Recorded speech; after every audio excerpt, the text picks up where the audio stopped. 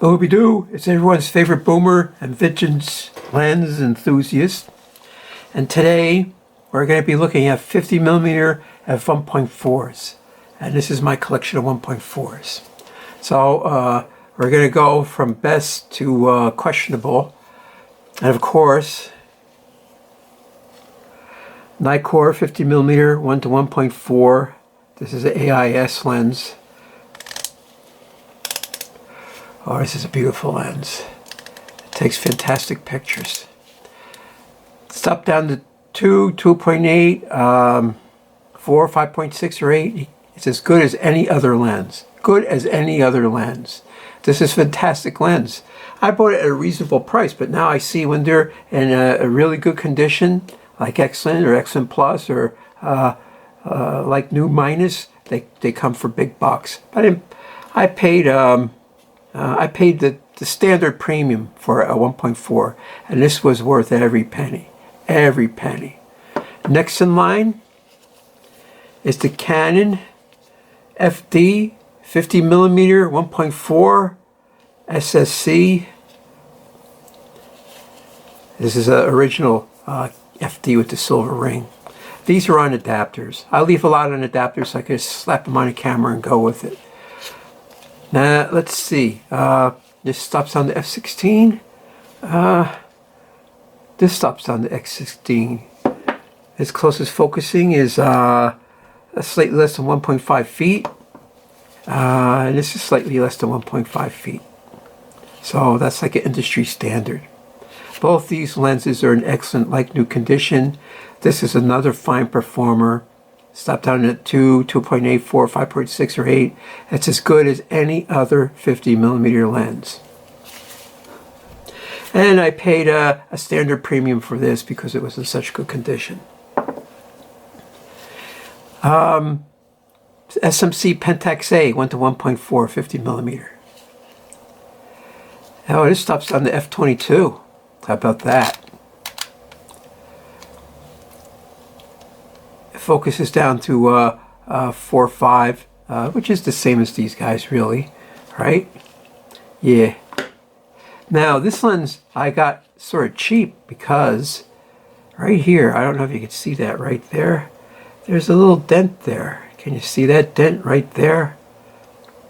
But what's way cool is you can still put a filter or a lens hood on it. So it's the slightest tap, but because it had a dent, I got it at a bargain price, which is probably between $25 and $50 less than what I paid for them. And this is a fine lens. Stop down to 2, 2.8, 4, 5.6, or 8. It's as good as any other 50mm, if not better, which it goes for all of these.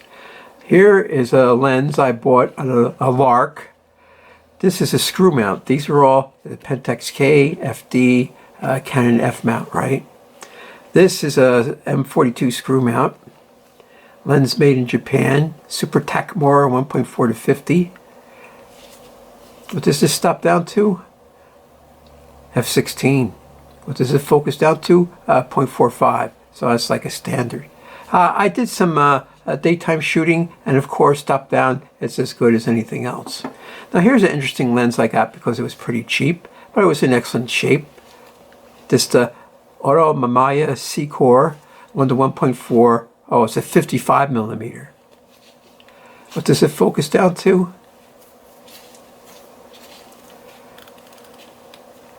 0.5 meters, right? So its focus is not as close as the others. And it only stops down to f16.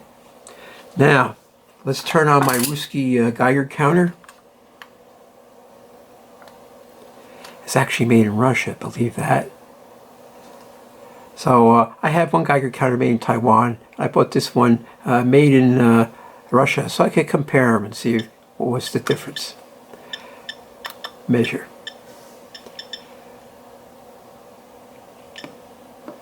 Nothing.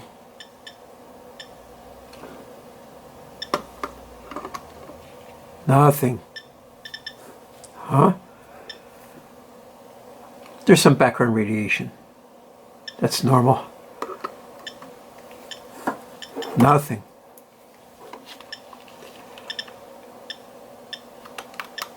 Oh. Now, let's try these two. This is probably made in the 60s. Uh-oh, this is getting close to it. Damn, look at that.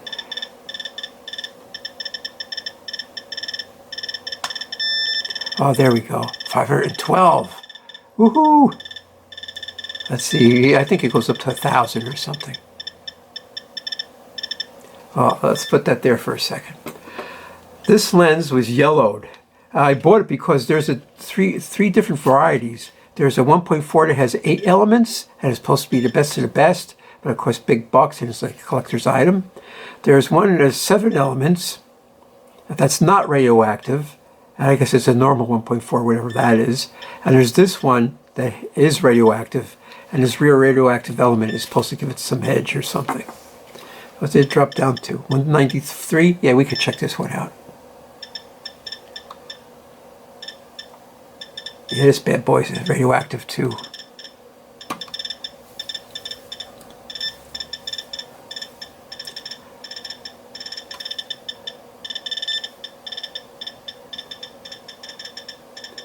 I'm waiting for the reading to go up. 202. We could wait for it to go up even more. You can tell by the clicks it's really radioactive. 228. Well, this one went up to 500. It's hanging around 228. 238. Let's go back to this one. Oh, no, listen to the change in the beep. This thing is super radioactive. Woohoo! 1,373.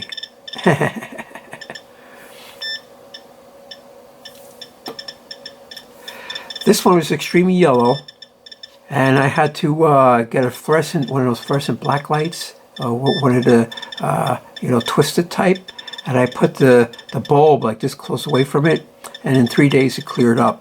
Every once in a while, I just jazz it anyway to keep it from yellowing. Let's see, what does this one say? 401. This one is somewhat less radioactive, but it's still up there. Still up there. So let's shut this off. I never noticed before, but it has Russian writing down here. I wonder what that says. But that doesn't matter. f1.4s are the toughest lenses to take pictures with at f1.4. They behave normally at 2, 2.8, 4, 5.6, and 8, and 11 and 16. But 1.4 is a big difference between f2 or 1.8. The depth of field gets really shallow, and it's really difficult to take what I call pictures I would like with it. What I found is that your subject has to be reasonably flat, and it has to be parallel and perpendicular to the lens, and then you get good results. If you have foreground or background subjects that are not on that plane, well, they're going to look aberrated because of the depth of field.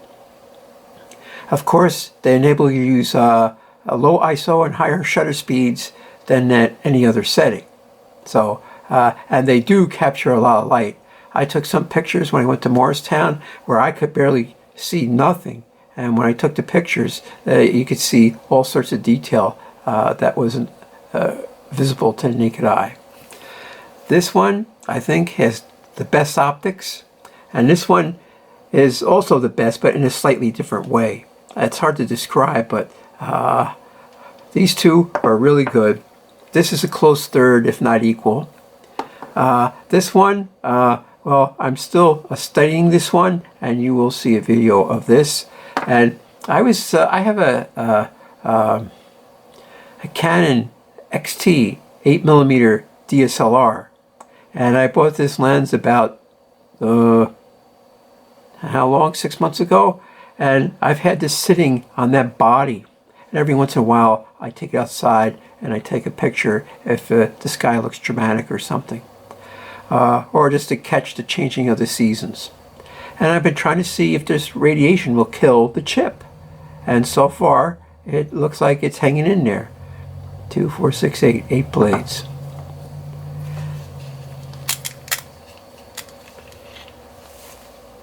1, 2, 3, 4, 6. This only has 6. Stop this down. 2, 4, 8. This one has 8. 8.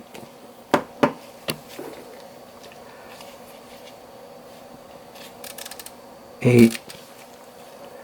So 8 blades. That means you'll get some sunbursts. You'll get an extra couple sunbursts if you get 8 instead of like 6. So what did I spend? Let's say the average price is $100. And they're excellent condition. Maybe I paid $125. I got this one cheap because it had slight damage, but that's all I could determine. It takes a lens hood, it takes filters, and the optics hadn't suffered from that little love tap. I'm still learning how to use a 1.4. A 1.4, I don't know how to use a 1.4. Yeah, 50 millimeters I understand, normal apertures I understand, but I'm still learning how to take good pictures with these lenses. And that's not to say I'm going to give up, for sure. I'm going to keep on going, and I'm learning. Right now, I did these at night. This one I haven't done at night. I'm going to do this one night, and you'll see that video. These two are going to be at night also. And you'll be able to see which one do you like. This is probably the cheapest. If you can find one like this Mamiya Seeker, that's going to be the cheapest. This one has a premium because it's radioactive. It's supposed to be pretty good. And these speak for themselves. So, sure, I'm nuts. But, I had some spare box, and I figure I'm into photography, and I needed a challenge. F1.4 is a challenge. If you need a challenge in your photography, get F1.4. Why did I get F1.4? Because I'm in astronomy and I do star fields. These things are fantastic to do astronomy, to catch nebula, galaxies, satellites, meteors, or maybe even drones. I don't know. But coupled with high ISO and these modern mirrorless cameras, they're like a night vision glass. That's exactly what they are, night vision. But you got to understand, it's the physical nature of 1.4 to have shallow depth of field. And focusing is very critical on your subject. And I recommend you take a couple of different shots, tweak the focus a little bit, change the ISO, vary the shutter speed, like that. And, if you're going to get into a vintage lens and a 1.4, they're all about the same size. This one looks a little bit bigger, huh? This is this one. All about the same. But this one looks smaller, doesn't it? These have adapters. I'm not counting an adapter. Yeah, this one definitely looks a little bit smaller. I don't know how they did that, but they did. And this one looks like it's probably, yeah, this is the biggest. Instead of getting a 50 millimeter f2 or 1.8, I would spend an extra $30 and get a 1.4. And you're going to get excellent results top down. And when you want that challenge, you open it up to f1.4 and shoot and see what happens. Develop your skills and your artistic, vision. So that's just the way I roll. Now, I have two 1.2s. They're both Canons. I don't intend to get anyone else's 1.2s because it's, they do cost money. 1.2, you get to pay a premium on top of that of what a 1.4 is. The difference between an f2 and 1.4 is very economical, but the difference between a f1.4 and a f1.2 is like you really got to be into it. So any one of these lenses you could get away with. Even this one, this no-name lens. And this is the thing. I'm trying to kill this chip with this lens, and it's very rugged. It could be because it's 8 megapixel, it's not as sensitive. Maybe you slap it on a 24 megapixel, it'll cook the pixels quicker because the pixels are so much smaller. So, and they can't stand so much flux. I don't know. But that's the situation in the 1.4 land, and any one of these is worth it. That's my opinion.